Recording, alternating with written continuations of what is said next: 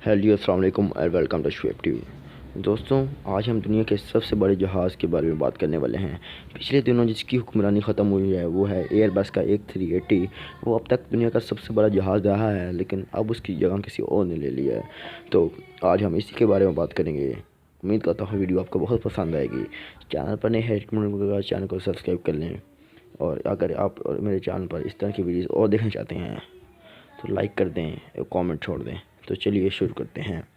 एक पहली बात और बता दूं, ये वीडियो मियाँ इकराश हसन, मियाँ हुज़ैफ़ा शकील और अदर संपाल भाई के कहने पर बनाई गई है।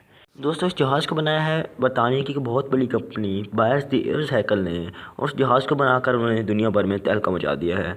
अब बात कर लें जाए इस जहाज़ के नाम की, तो ये जहाज़ काफ़ी कूल नेम से अच्छा है। अब इसका नाम है एयरलैंडर 10 इसीलिए रखा गया है क्योंकि दुनिया के सबसे बड़े जहाज़ जो कि पहले थे एयरबस A380 के 10 जहाज़ के बराबर है।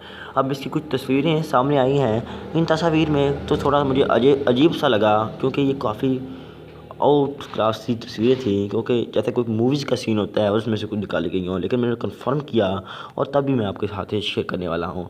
ये बहुत ही लग्जरी तौर पर बनाया गया है और काफ़ी महंगा होने वाला अगर आप इसमें सफ़र करेंगे। अब इसमें सूट बेडरूम्स की सोर्स मौजूद है। इसमें फर्श जो कि लगाएंगे हैं वो काफ़ी मज़े के हैं, क्योंकि इसमें तकरीबन 90% शीशे का इस्तेमाल किया गया है। और आप बिल्कुल अपने नीचे ऊपर सब कुछ विचली देख सकते हैं और सामने आपको बिल्कुल सब कुछ साफ़ नज़र आएगा। अब जैसे आप इस तरह आपको लगेगा कि आप आसमान में टहल रहे हैं। अब ये अब तक का बनाया जाने वाला दुनिया का सबसे बड़ा जहाज़ है।